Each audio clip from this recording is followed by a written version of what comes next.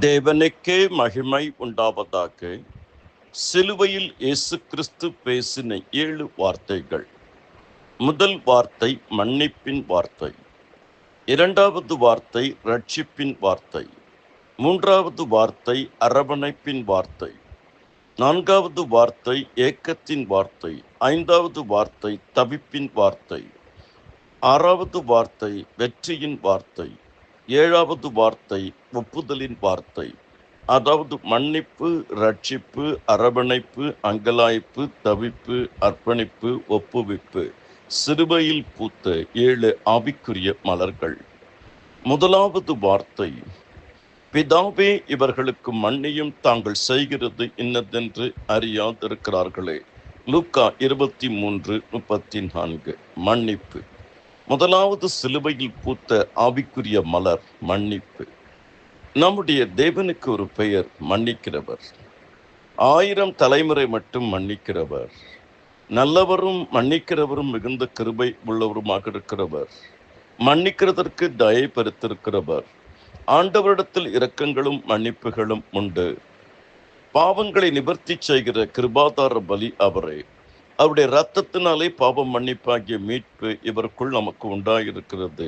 யாத்திராகமம் 34:7, சங்கீதம் 86:5, ஏசாயா 55:7, தானியேல் 9:10, 1 யோவான் 2:2, எபேசியர் 1:7.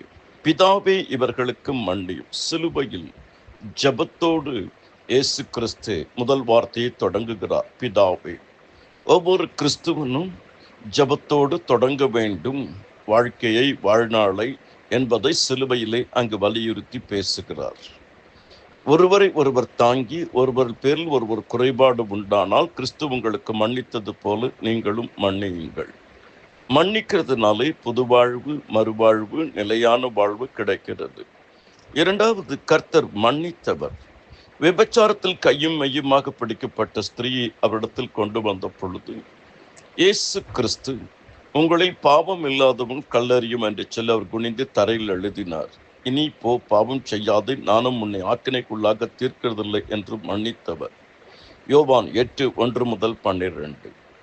பாவியாகிய ஸ்திரீ இயேசுவின் பாதங்களை கண்ணீரால் நனைத்து தன் தலைமயிரினால் துடைத்து அவருடைய பாதங்களை முத்தம் செய்தால் அவருடைய நோக்கி, உன் பாவங்கள் உனக்கு மன்னிக்கப்பட்டது என்றார். மத்தேயு 9:2 திமிர்வாதக்காரனை பார்த்து, மகனே திடன்குள், உன் பாவங்கள் மன்னிக்கப்பட்டது என்றார். கர்த்தர் மன்னிக்கிறவர், மன்னித்தவர். பாவங்களை மன்னிக்கிறவர், அக்கிரமங்களை மன்னிக்கிறவர், குறைகளை மன்னிக்கிறவர், மீறுதல்களை மன்னிக்கிறவர், குற்றங்களை மன்னிக்கிறவர், 7 எழுது தரும் மன்னிக்கிறவர். கர்த்தர் மன்னிப்பார், மறப்பார், ஏற்றுக்கொள்வார், நம்புவார். மூன்றாவது, மன்னிக்க சொன்னவர். இயேசு பேதுருவிடம் 7 எழுபதரை மன்னிக்க சொல்லுகிறார். கடனை மன்னியுங்கள், ஒருவருக்கொருவர் மன்னியுங்கள். மத்தேயு 18:20-35. ஜெபம் பண்ணும்போது ஒருவருக்கொருவர் குறைபாடு இருந்தால் மன்னியுங்கள். கிறிஸ்துவுக்குள் தேவன் உங்களுக்கு மன்னித்தது போல ஒருவருக்கொருவர் மன்னியுங்கள். கிறிஸ்து உங்களுக்கு மன்னித்தது போல என்று சொல்லி எபேசியர் 4:32, கொலோசியர் 3:13. கர்த்தருக்குள் அருமையானவர்களே, சிலுவையில் அறைந்தவர்களை மன்னித்த இயேசு, கல்லெறிந்து கொன்றவர்களை மன்னித்த ஸ்தேவான், குழியில் தள்ளி விற்றவர்களை மன்னித்த யோசேப்பு என்று இவ்வாறு நாம் சொல்லிக்கொண்டே போகலாம். மன்னிப்பதின் மூலம் மறுவாழ்வு, மன்னிப்பதின் மூலம் புதுவாழ்வு, மன்னிப்பதின் மூலம் நிலையான வாழ்வு. கர்த்தர் தாமே உங்கள் ஒவ்வொருவரையும் அபரிமிதமாக ஆசீர்வதிப்பாராக.